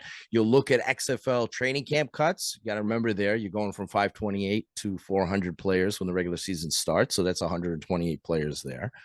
And then, you could look at guys in the league who maybe things didn't work out for them in the XFL that could end up in the USFL. No matter how that works out, some people will label it as they're getting the leftovers or what have you. No matter how it works out, it's great for the players because you have additional options. So sure, could there be some XFL guys who get cut in camp or maybe end up, in the USFL too, it comes down to pay. Because some of the reasons that players are so interested, why so many USFL players are interested in coming and playing in the XFL is, okay, it's a bump in pay. It's full coverage of medical and lodging, which is not exactly the case in the USFL. But it's also the timeline of the season. That's a big factor for a lot of players that are looking to latch on. We saw it in the USFL. A bunch of players signed on with NFL teams. A lot of the guys got cut almost immediately. The ones, we ended up with one player making the active roster at the end of the run. There are several players in the USFL that are on practice squads right now. But, Kyle Sloter and Luis Perez, who played great in the USFL, now in the XFL, but they ended up on NFL teams and they had basically a cup of coffee. Kyle Sloter was cut after one preseason game. Same thing with Luis Perez. They didn't have enough time to learn playbooks and all that. So to gel with their coaches and teammates. So I think the timeline's a big factor there as far as the pay, the coverage, playing in home and away games. I think right now with the USFL, one of the interesting factors involved here is that, for quite some time now, and I've reported this, they're planning on having a northern hub in Michigan. With the USFL, with the Generals, Stars, Panthers, Maulers. Now, that's great. That'd be awesome. But the problem, too, with that is that a lot of the USFL players are not too happy about that potential setup because the cost of living between Birmingham and Michigan is very different. So they want to know. They want to know if they're getting paid more by the USFL this coming season, or if lodging is going to be 100% covered by the league or not. So there are a lot of guys that are interesting. There are a lot of guys that are waiting for the USFL to get back to them and give them, be a little bit more definitive on what they're going to be doing there. Because I know of several Generals players that are unhappy about potentially playing in Michigan because of the cost of living and because they're trying. So the big thing with the USFL, if they're going to lure in the future XFL players away, they're going to need to bump their pay a little bit. And they're going to need to provide, better coverage with lodging. We'll cover this much or that much. A lot of the USFL players are very creative, very college-like atmosphere, guys, like 4 or 5 guys living together at the same time to cut costs and doing all that. Some guys are married and have kids. Like if you're a 22, 23-year-old guy, you could probably get away with that, live in that college lifestyle. But some guys have kids and all that. So how are you going to, move in your whole offensive line to live with you? So I mean, maybe I'll let them get chip out and take care of the kids. But yeah. So I think the USFL can lure players because there's only so many room for guys, and so you can get some of the guys. I think it's going to be more transparency would help with them, and the timeline of their season is different. So it's a little bit of a deterrent as far as that goes. But and they're making some good steps and good strides, but right now they're not a fully fledged league. The XFL is trying to be a fully fledged league immediately, home and away games, all that. So so it's sure the USFL, depending on how they treat their players, pay and transparency and everything else, they could be a destination for maybe guys who are upset about their XFL experience. Who knows? Yeah, because then you got indoor football league, and you got that partnership, and you got the fan controlled football. So lots of spots for players. Mike Mitchell, as always, appreciate it. Why don't you tell everybody where they can find you on social media? Okay, I write for so many different sites. Obviously, XFLNewsHub.com, CFLNewsHub.com. And congrats on the Argos. The Argos with the Grey Cup champion. Tremendous. Mike Mitchell, the Argos reporter on CFL News Hub. Congrats. Yeah, well, it's great. And welcome Marcus Nielsen to the team, who's doing great work with CFLNewsHub.com. Pleasure covering the Argos the last 2 seasons for the website. They are a historic team, the oldest professional football team in history. The Argos are the winningest team in CFL history. So they're back on the mountaintop. That was a tremendous season. The That was a Grey great Cup game. oh my goodness, the Grey Cup was fantastic. They denied a dynasty against, tip of the hat to the Blue Bombers there with Mike O'Shea. So the CFL is a great league. The Argos have great history, great team. It was great to see them. They deserve all the flowers they've been getting, and it's a pleasure covering that team. The players, coaches, everybody involved there are so forthcoming, the PR team. So tip of the hat to them. And so I write about the CFL, CFLnewshub.com, XFLnewshub.com, USFLnewshub.com, covering the Generals in the league. And then names. and then of course the JetPress.com, covering my favorite team, pro team of all time, the New York Jets. And you can reach me at Twitter by Mike Mitchell. That's BYMIKEMITCHELL. All right, Mike. Appreciate your time. Thanks so much. Thanks, Mark. Appreciate it.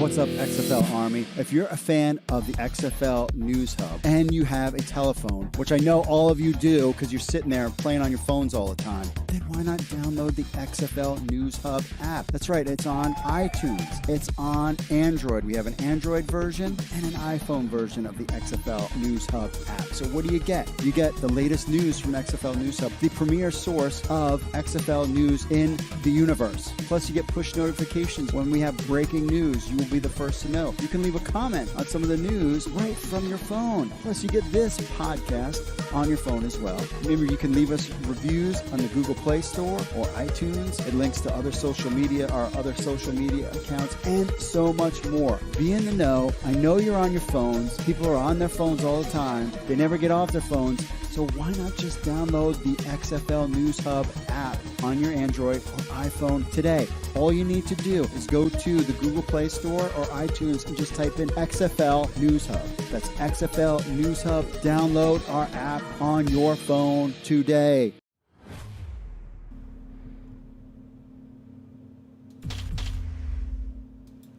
All right, we are back.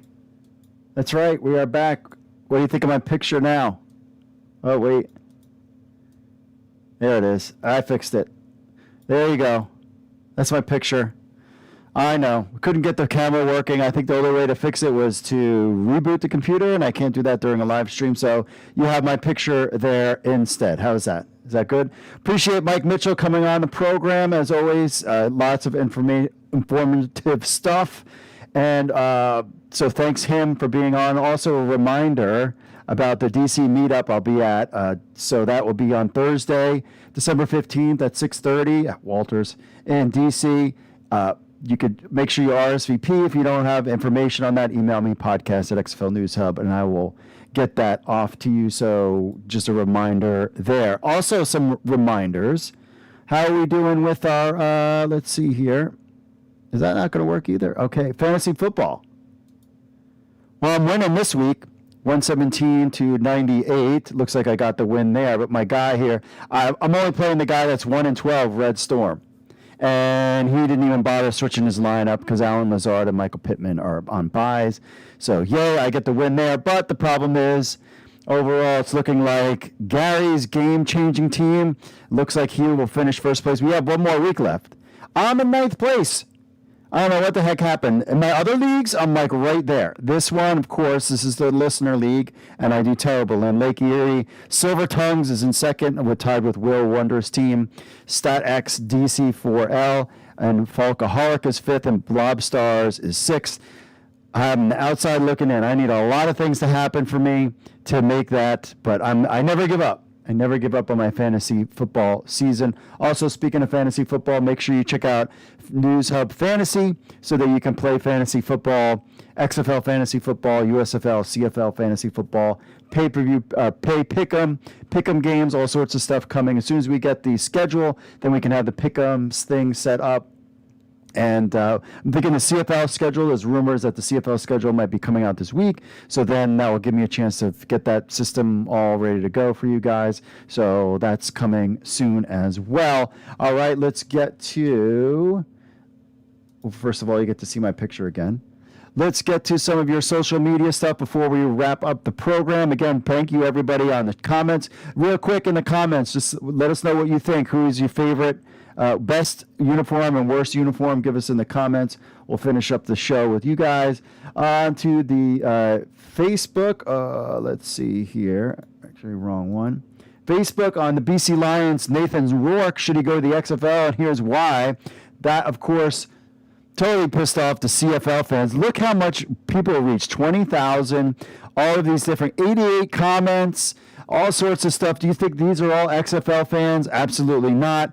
This is just a bunch of people, just going crazy. And I just had this was my idea. I sent it to Pat Ruffino to write it up. I was like, hey, what if we did a story on this? It's going to get a lot of traction, and it's going to get a lot of heat from CFL fans. No one has ever criticized his writing or anything. Pat has always been a great writer.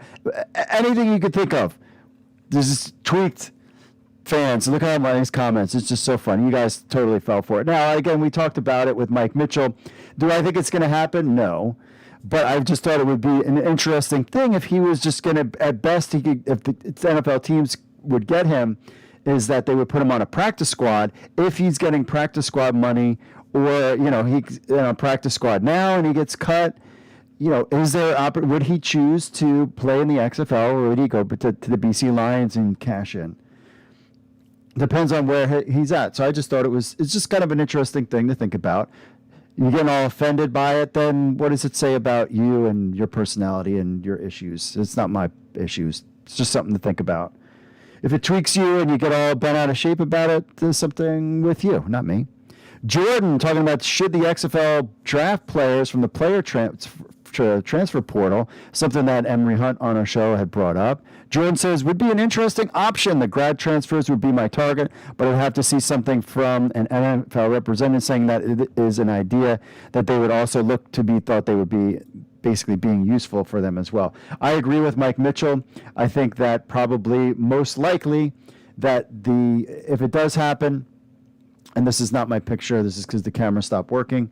If it was to happen, it would definitely, it might not be this year, but it's definitely something that has to be on the radar. The teams, and they need to figure out what how the XFL season is played before they would jump in on any of that stuff. On to the comments from the YouTubes. Marcellus Mongoro97 says, I want him so bad with the Defenders, talking about Brian Scott from last week. It looks like he was being with the Vipers. And Mr. Exo Warrior says XFL is greater than the USFL. I think, I'm telling you, and I've said this on the USFL podcast, make sure you subscribe to USFL Week in Review, even though it's a monthly thing. Subscribe there too. I'm not sure how this is going to go. You have Ben Kurt now, this has happened before when players were drafted into the XFL in 2020. They came in, they said they weren't interested. This has happened before. We actually interviewed the agent about that stuff early on. So that's going to happen, which, that's not surprising. Guys are just going to skip the XFL. But again, this is just a season for both leagues to see where they're at. This is a very critical time for both of these spring football franchises. So this was nothing new. I'm not surprised, though they just announced it here, but Mike Mitchell also has a tweet out there talking about Ben Kurt's decision not to, that he was really recently just working out with some XFL players. Sacktown Line so XFL was so close they almost got team names and cities right. Here's what I would have been: Dallas Renegades, don't change the logo. Sea Dragons, Seattle Dragons. Dragons are way cooler than seahorses. Vegas Orlando Vipers with the snake-faced logo to replace the thing. San Antonio Guardians. San Diego Wildcats. DC Defenders. Houston Roughnecks. St. Louis Battlehawks. What about San Diego Vipers? I mean, I know they want to stick in I'm sorry, not Vipers, but Vegas Vipers. I don't know. We'll see I don't know how that's going to go down. He also says, I've been very vocal about XFL going to Las Vegas instead of San Diego. San Diego equals no NFL team. Recent proven alt league support, AAF, way better stadium situation, great weather. However, if San Diego wasn't available, the XFL had to go to Vegas instead. They still totally messed this up. Teams should have been named Outlaws. They should have sold the He Hate Me jerseys. Next, you have to go to All In with Allegiant Stadium. that would have made it a top tier destination. Vegas likes events, and I would have passed out tickets, blah, blah, blah, blah, blah. So you kind of see where he's standing with that. On to some of your emails. We'll get to those. First up, Don says, "Caw, my friend. I like the Houston jersey the best. Several of the helmets have distinct features that stand out. Unfortunately, I couldn't see much distinct detail in the Battlehawk uniform. They treat it like the Marla Hooch of the league. I was able to see what they still have the wings, but I cannot tell if they are larger, smaller, or the same size as 2020. But it is plain to see they removed the sword. I like the sword. During the ESPN spot, Danny Garcia, we said we could see the schedule in the next coming weeks. Yes, that could be a month by XFL standards. We had just Mike Mitchell talking about that. It's hard to plan on game attendance without dates. Maybe they'll do a better job next year. It'll all be at the home games this year. I'll still be at all the home games this year. Fill the top at the Dome in St. Louis. Don checking in. Also says, follow up on the XFL has tweeted more photos of the uniform, including the new Battlehawks design. I still look like the old look better. I miss the sword, but the helmet is just a helmet. Can't wait for the season to start. James checking in says, enjoyed the ranks of the XFL uniforms. I believe for the most part like the 2020 uniforms better than the 2023. The Battlehawk uniforms were the best, and I like the DC Defenders and Houston Roughnecks. The 2023 versions are still good. I wish the XFL would not have go the direction of having the same colors for the pants and the jerseys. I much prefer the color contrast between jerseys and pants. For instance, I like the Battlehawks wearing the blue jerseys at home with the white or gray pants and the white jerseys on the road with either the blue or gray pants. Here's my uniform ranking. So this is Jim. He's got Arlington at 8, Vipers, Orlando at 7, Vegas at 6, Houston at 5, Seattle at 4, DC at 3, San Antonio at 2, and St. Louis still the best at number 1. It's because he's from St. Louis. That is a biased, Jim. That is biased. All the best to the hub. God bless. God bless to you too, my friend Jim, checking in. Appreciate him. On to Rick says, will it be one division of 8 or 2 of 4? It will be 2 divisions of 4. That is the way it was last year. And Jim also checked in and said, Mark, great show. No doubt the XFL has seen numerous issues coming a while ago. Another problem could be the AA graduated too many unqualified players. This could be a factor as well as contributing to the issue. Just a thought. All the best, Jim from Battlehawk Nation. Yeah, Mike Mitchell talked about it. You know, some of these guys the XFL coaches didn't want. And there's nothing you could do about that. And that's, you know, at least they didn't force them to do it. I think maybe they should do a supplemental draft, perhaps. Maybe that could solve the problem, maybe. I don't know. We'll see here. All right, let's get to our friends in the chat room. Wow, lots of people in the chat. Philip Ramirez, Stock Speed Tech, Paladin checking in. What's up, guys? Rookie_X4. Let's see here. Brandon, my man Brandon checking in. Vegas Viper guy at XFL News Hub. Let's see here. Brandon said, let's see. San Diego Vipers, right to censor sounds good. The Vipers should play in Reno. What if they go somewhere else? That's not a bad idea. Dawn says, checking in, love the Orlando Guardians uniforms. Mando, I still think it would be cool to have the Vipers play in San Antonio. I don't think they'll have the attendance like the Brahmas. Let's see, Stock Speed Text, the fabulous pick. Back up from the mic. Let's see here. Right to center says number 1 Brahmas, number 2 Vipers. Let's see. Jose says Vipers to San Diego or Reno. In right to center, Val says USFL needs better jerseys. Also says I hope the DFW gets behind the Renegades, but North Texas is all about them Cowboys. Jose says the Houston Gamblers should go to Austin. We'll see what happens, my friends, with all this. Hey, make sure you smash that like button. For Alf, smash the like button for Alf. Make sure you like and subscribe to the channel. Hit that notification bell if you want to be part of the show. I assume we'll be back live next week with real video, hopefully. Be part of the show. Email podcast at XFL News Hub with your thoughts. Record an MP3 or video on your phone. Leave a voicemail, 888-430-7692. Still working on some special guests, including some blockbuster ones. Yes, blockbuster gets. Leave us a review on Apple Podcasts. We really appreciate that. as well. And you can watch us live every week at 8 p.m. Eastern, right before your NFL football. But we had Mike Mitchell on, plus we had a ton of news, so we had to get that. Reminder, I will be at the DC Defenders holiday meetup at Walters Thursday, December 15th at 6:30. Come out, say hello. We'd love to meet you and hang out. So I'll be there with my lovely wife. So we're looking forward to it. Changed all of our schedule around just so we can make it happen, my friends. So we will be there. Hope to see you there as well. And that is it for me, folks. Yes, me, the Alf. You like that? All right, that's it for me, folks. Thanks for listening. Mahalo. God bless all you out there. Make sure you smash that like button and let's get this episode to 60 likes. Lots of information, lots of work put into that. See you at Walters on Thursday. That's it for me, folks. Mahalo. God bless. And I will see you all later. I forget what Alf's motto was. Anyway, later.